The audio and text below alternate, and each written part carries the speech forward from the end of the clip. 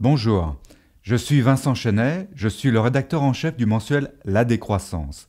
Je suis aussi l'auteur d'un nouvel essai qui s'intitule Décroissance ou décadence et qui a été publié en 2014 aux éditions Le Pas de Côté.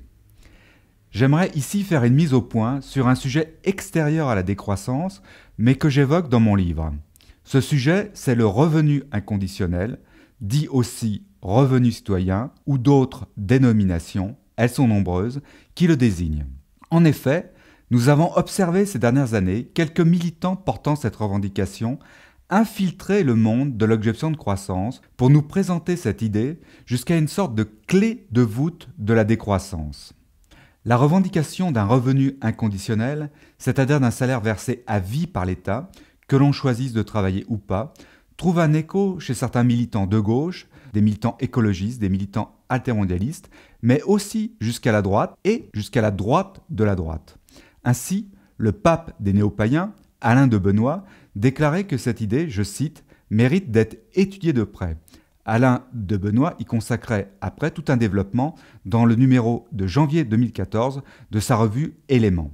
Présentée naïvement ou abusivement par des militants sous les traits d'une idée de gauche, cette revendication paraît en fait totalement transversale au clivage politique traditionnel. Ainsi, l'Assemblée constituante du Mouvement français pour un revenu de base s'est déroulée sous la tutelle conjointe d'une personnalité comme Patrick Vivray, classé parmi les intellectuels altermondialistes, et de celle de Christine Boutin, présidente du Parti chrétien-démocrate à droite. Alors je vous montre ici une photo de cette assemblée constituante qui s'est déroulée le 2 et 3 mars 2013 à Paris, avec à la tribune Patrick Vivray et Christine Boutin. En fait, ce projet de revenu inconditionnel va prendre ses racines bien davantage dans la pensée libérale et ultralibérale, comme nous allons le voir.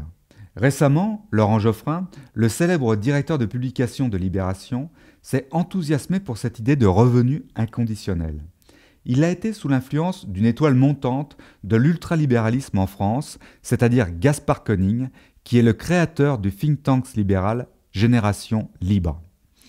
Le 22 juillet 2015, Laurent Geoffrin expliquait dans son journal que la proposition a été, je cite, « conçue à l'origine par Milton Friedman et destinée non seulement à éliminer la grande misère, mais aussi à réformer de fond en comble un État-providence que ces intellectuels jugent obèse et inefficace. » Rappelons ici que Milton Friedman est une des figures les plus célèbres du libéralisme économique. Il est le fondateur de l'école de Chicago qui a diffusé les idées ultralibérales à travers le monde.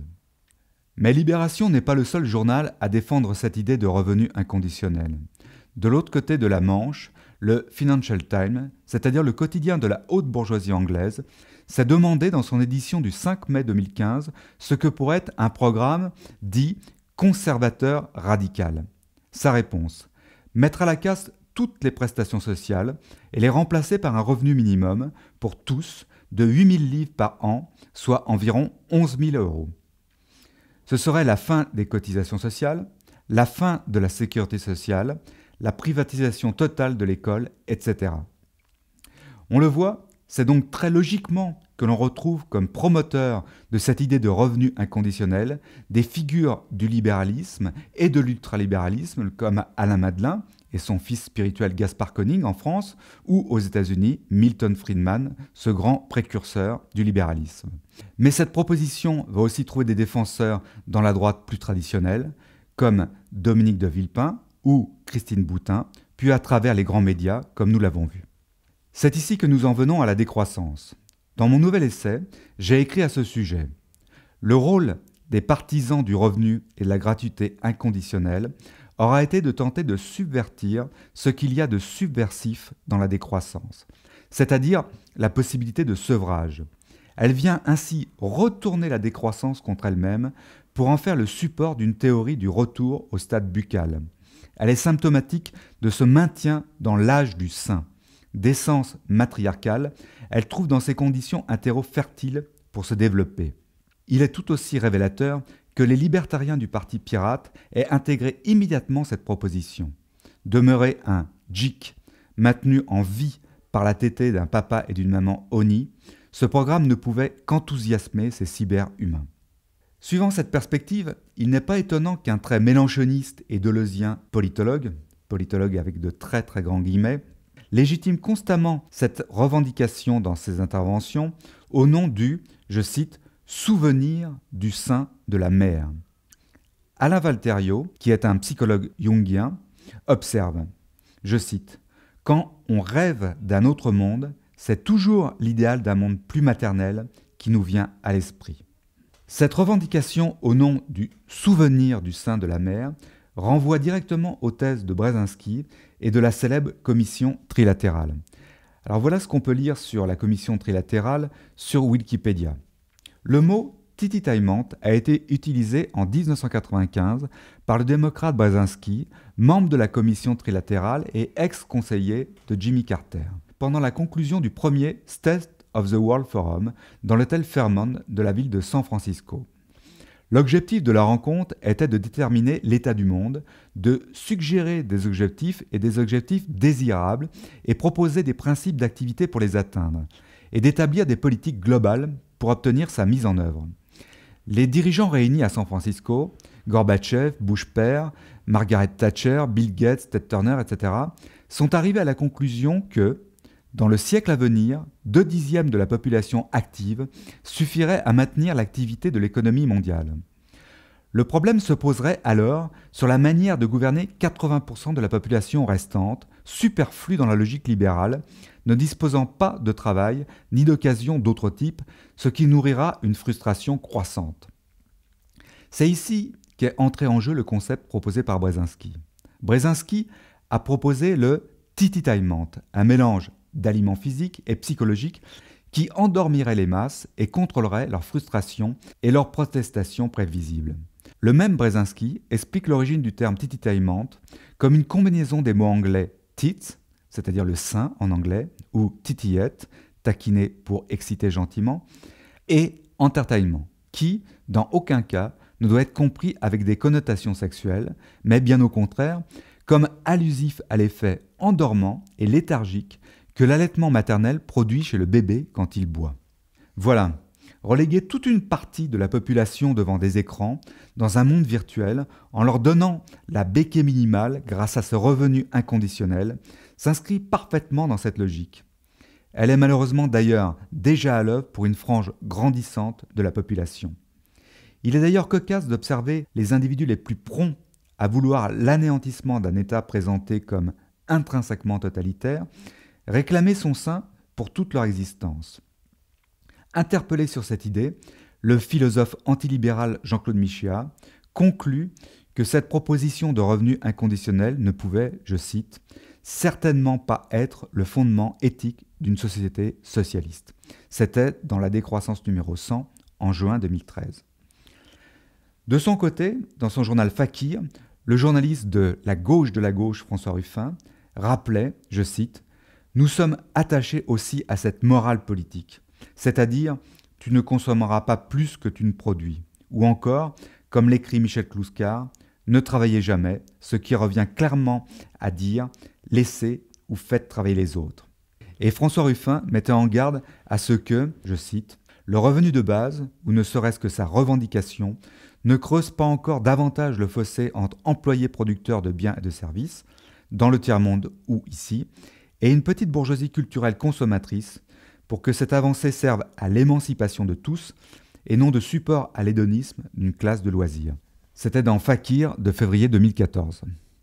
En effet, le père de la critique du libéral-libertarisme, le philosophe Michel Clouscar, proche du Parti communiste, présentait ce type de revendication comme le produit même de l'anthropologie capitaliste.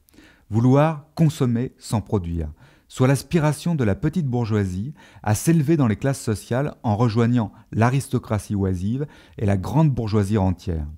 François Brume, le pape de l'antipub et collaborateur du Monde diplomatique, observe, je cite, « Ce qui me stupéfie chez tous ceux qui réclament un revenu universel, c'est l'idée que j'ai droit à tous mes droits sans avoir à me soucier de tous mes devoirs.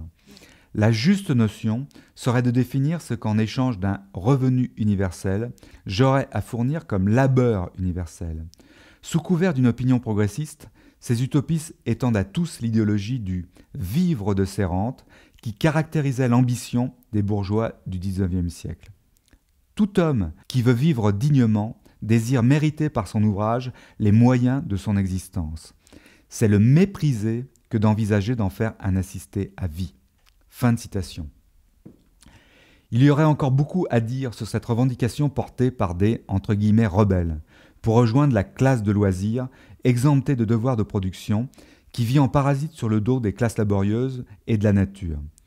Cette aspiration a été le sujet de l'économiste et sociologue états-unien Veblen dans son chef-d'œuvre « Théorie de la classe de loisirs » qui a été publié en 1899. La présence de Patrick Vivray, le théoricien et héros des fameux créatifs culturels, parmi les plus fervents défenseurs de ce projet de revenu inconditionnel, est aussi, bien sûr, très révélatrice. Le mouvement ouvrier a toujours sacralisé le travail, autant que les temps de repos d'ailleurs. Et ce mouvement ouvrier n'était pas tendre avec les oisifs. Pour l'illustrer, rappelons juste ces quelques paroles de l'Internationale. « L'oisif ira loger ailleurs, c'est de nos chairs qu'il se repaisse. » Il est donc particulièrement cocasse d'entendre employer la vieille rhétorique stalinienne de dérive droitiste par quelques militants du revenu inconditionnel qui rejettent ainsi toute objection à leurs désirs. Les tentatives d'intimidation, le terrorisme intellectuel vont bon train et ils sont bien sûr à l'antithèse de ce que doit être le débat, la dialectique et notamment pour la décroissance. Néanmoins, il est vrai qu'un visionnaire, précurseur de la décroissance, comme André Gorz, a été un défenseur de cette idée de revenu. Comme André Gorz a été souvent aveugle face aux dangers de l'emprise numérique. Être fidèle à ces grands esprits critiques, c'est savoir être critique face à leur œuvre et ne pas les sanctifier et les interroger. Pour cela, il suffit de convoquer d'autres grands précurseurs de la décroissance, tels Tolstoï, Gandhi, Lanza de Vasto, etc., pour qui la défense du travail était au centre de leur œuvre. En effet, le travail n'est pas qu'un tripalium, c'est-à-dire un instrument de torture. Il est aussi un moyen de réalisation de soi, d'accomplissement social. Que dire pour conclure ? Les grands médias ont besoin de deux grandes représentations pour dénigrer et disqualifier la décroissance.